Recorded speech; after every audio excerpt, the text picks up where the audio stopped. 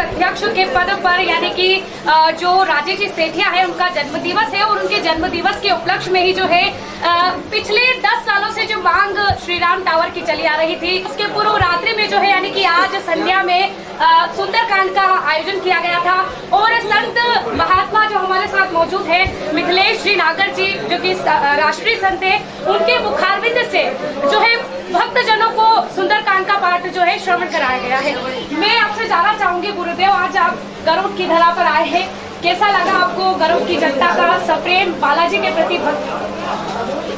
धर्मराजेश्वर की इस पावन क्षेत्र में चंबल नदी के किनारे बसा हुआ है गरुड़ नगर पूर्णतः धर्ममय नगरी है और यहाँ के प्रत्येक जनमानस के अंदर बैठे हुए उन समस्त देव शक्तियों को आज मैं नमन करने के लिए इस गरुड़ की पावन धरा पर आया हूँ। जी गुरुदेव, और एक और बात जो आपके द्वारा मंच से भी कही गई है कि गरुड़पुर जिले का उच्चारण आपके मुंह से हो गया था या फिर कहे कि ये सच भी होने वाला है, तो क्या कहना चाहेंगे इस बारे में? कई सालों से मांग चल रही है लगातार, कई संघर्ष भी चला है गरुड़। देखिए, ये व्यासपीठ है और व्यासपीठ से जो निकल जाता है वो भगवान विष्णु के मुख से निकला हुआ वाक्य है।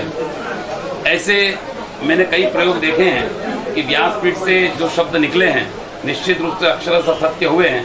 आज नहीं तो कल, कल नहीं तो परसों, जैसे हमारे महापुरुषों ने स्वप्न देखा था, परम वै भवन्ने तुम एकस्वराष्ट्रम समर्था भवत्वा शशाते भ्रशम। ये भारत माता परम वैभव तक पहुंचे और ये संपूर्ण हिंदुस्तान अखंड होकर के और हिंदू राष्ट्र घोषित हो, वह घड़ी कल नहीं तो आज, आज नहीं तो परसों आने वाली थी और अब निकट आ रही है। यह हिंदुस्तान हिंदू राष्ट्र घोषित होने की तैयारी में है। तो आज अगर गरुड़ के इस व्यासपीठ से श्री राम टावर के लोकार्पण की पूर्व संध्या पर अगर ये निकला है कि गरुड़ जिला बनेगा, तो आज नहीं तो कल, कल नहीं तो परसों एक दिन ये गरुड़ जिला जरूर बनेगा। बिल्कुल। मैं एक और प्रश्न पूछना चाहूंगी, आपके द्वारा बच्चों को बीच में सूत्र भी बताए गए हैं कि कैसे अपने जीवन में आगे बढ़े। आपने यह भी कहा कि बच्चे जो है बच्चों को एक सनातन की तरफ ले जाइए, शिक्षा को सेकेंडरी रखिए, तो इसका क्या मतलब है कि दोनों को कैसे पूरा कंपेरिजन करके रखे बच्चे?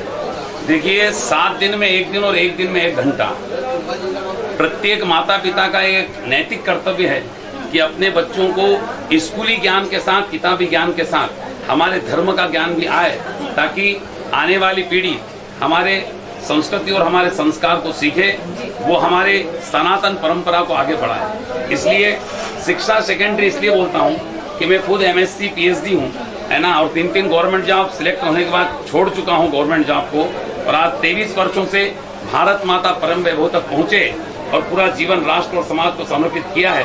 और उसका परिणाम आज आपके सामने दिख रहा है कि गरुड़ नगर की इस नगरी में रात को 1-1:30 बजे तक भी हजारों की संख्या में सनातन धर्म की पताका लहराने के लिए यहाँ की धर्ममय जनता बैठी है, छोटे छोटे बच्चे बैठे हैं। तो निश्चित रूप से आने वाले समय में यदि इस प्रकार का कृत्य रहा तो मेरा ये मानना नहीं, ये मेरा दावा है कि इस गरुड़ की प्रेरणा से पूरे हिंदुस्तान में एक शंखनाद होगा। आने वाली पीढ़ी भारत माता को परम वैभव तक ले जा करके और सुसंस्कृति हिंदू राष्ट्र बनाएगी। बिल्कुल। हिंदू बहन बेटियां जो बार बार ऐसे मामले सामने आते हैं, जैसे पहले श्रद्धा हुई, उसके बाद अब साक्षी का मामला सामने आया है, लव जिहाद के मामले लगातार सामने आ रहे हैं। लव जिहाद को छोड़ करके अन्य सारी महिलाएं, बालिकाएं भी बहन बेटी हैं, तो उससे कैसे सतर्क है बालिका, उनको क्या संदेश देना चाहिए?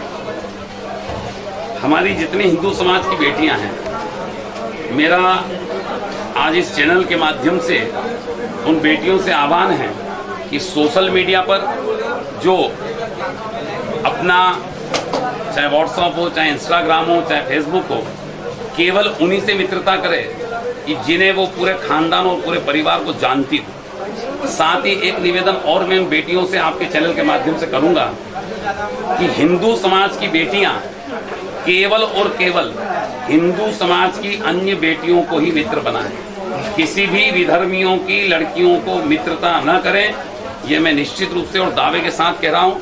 अभी जो तो केरला स्टोरी समाज के सामने आई है वो इसका प्रमाण है कि हमारी हिंदू समाज की बेटियां बहुत भोली होती है, ग्रामीण क्षेत्र से पढ़ने बाहर जाती है और अन्य विधर्मियों की बेटियां उनको संपर्क में आकर के और उनको धर्मांतरण मतांतरण करवाती है।